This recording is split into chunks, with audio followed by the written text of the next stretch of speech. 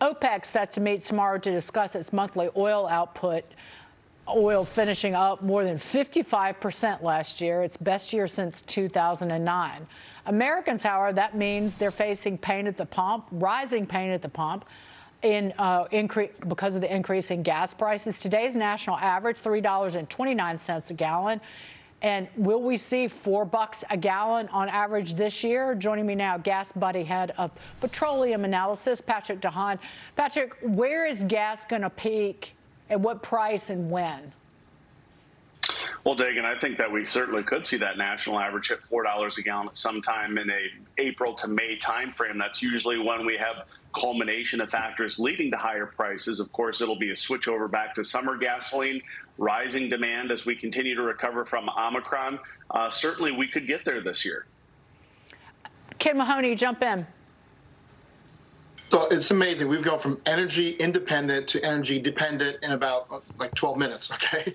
And Glasgow, not a good look. You go there to talk about renewables, and 24 hours later, you're asking OPEC members, who hate us, by the way, to pump on more supply. I mean, this is kind of the strategy right here.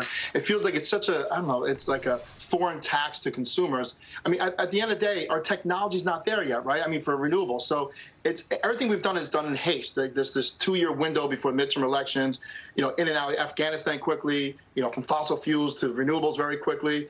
What is your take on increasing supplies? Again, we know we can do it. We know we can be energy independent by turning on some of these pipelines. What do you see it's going to hit? I mean, if it's going to hit $4.50, let's say $4.50, do you think that would actually make the administration look at some of these supply chains that we have inherently in our own country?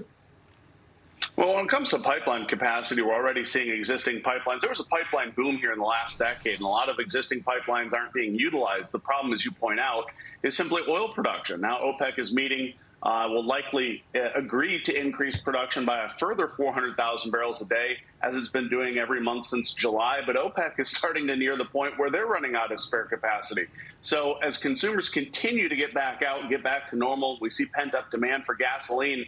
That is the likelihood behind why oil prices could go up to triple digits temporarily, which would then attract additional oil supply by the latter half of 2022. I think 2022 will feature a front-end loaded year in which gas prices are much higher in the first half before we start to see some relief in the second half. But still, that could take some states like California over $5 a gallon, and it could begin to have most states rival their 2008 record highs in the low $4 range. And what about the pass-through of these higher energy prices to, again, it feeds into inflation.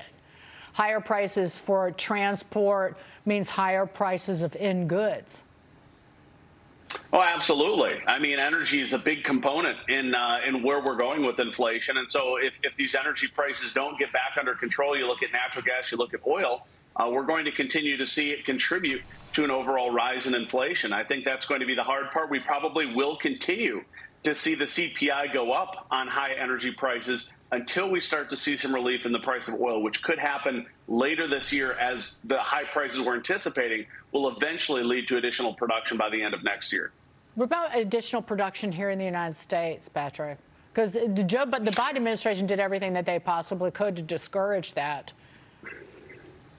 Well, absolutely, they did. I think they've realized part of their mistake with the Department of Interior actually releasing more permits in Biden's first year than Trump. So I think they've backwalked a lot of what Biden had come in strong-arming the market early on, and they're kind of learning that there are ramifications to the optics that the president has presented or did present.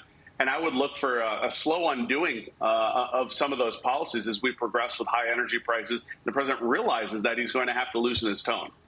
Patrick Haan, thank you so much. I guess $4 a gallon, with the record high for the national average was $4.11 in July of 2008, right?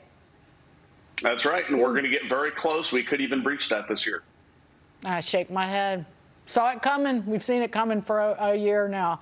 Patrick, thank you so much. Thanks, Happy Dagan. New Year.